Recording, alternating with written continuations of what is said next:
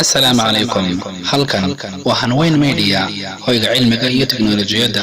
Haddii aad jeceshahay horumarkeena, fadlan channelkan subscribe inoo dheh, kuna xirnaa goor kasta oo noqo dhiirigeliyaheena koowaad. waad ku mahadsan tahay booqashadaada.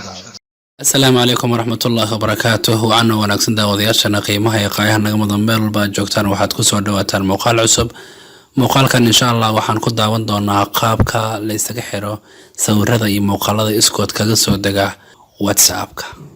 balse marka hore daawada haddii aad tahay saaxiibka cusub channelkeena Hanweyn Media, waxaan ka codsanaynaa inaad subscribe inoo saarto, sidoo kalena aad furto gambaleelka si aad u noqoto qofka ugu horeeya ee mar waliba hela muuqaaladeena cusub. sidoo kale ha ilmaamin inaad like, share iyo comment aad inoo siiso muuqaalkan. mahadsanid, weligaana guuleyso.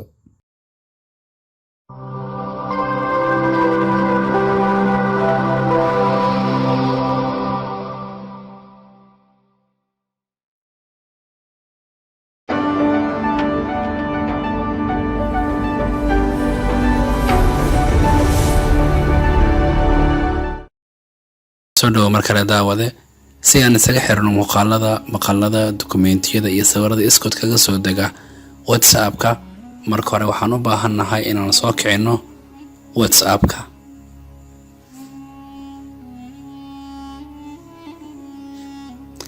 markuu sidaan u soo kacno waxaad imaanaysaa saddexda dhibcood ku qoran halka ugu sarreysa dhanka midig. kadibna waxaad ka dooranaysaa qaybta ugu hooseysa ee loo yaqaan settings. kadib waxaad ka sii dooranaysaa qaybtan ay ku qoran tahay storage and data.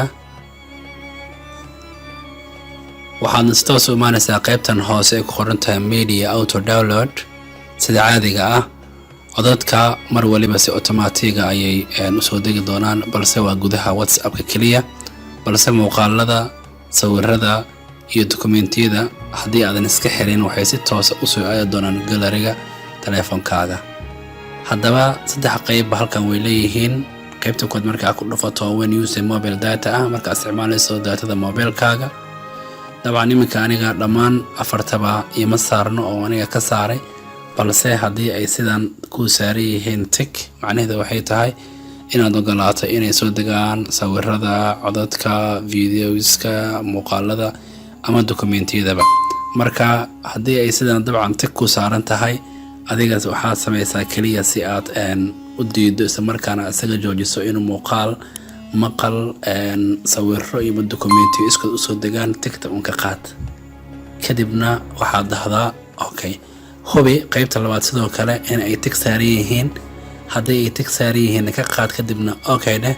saddexda qayb markaad sidaas dhahdo oo aad dhammaan tigta aad ka saarto, waxaad xaqiijisay inaad iska xirtay dhammaan waxyaabihii u soo degi lahaa si automatic gaar ahaan ugu soo dhici lahaa qaybta galeriga ee taleefankaaga. dabcan waxaan rajaynayaa muuqaalkan aad ka faa'iidaysatay.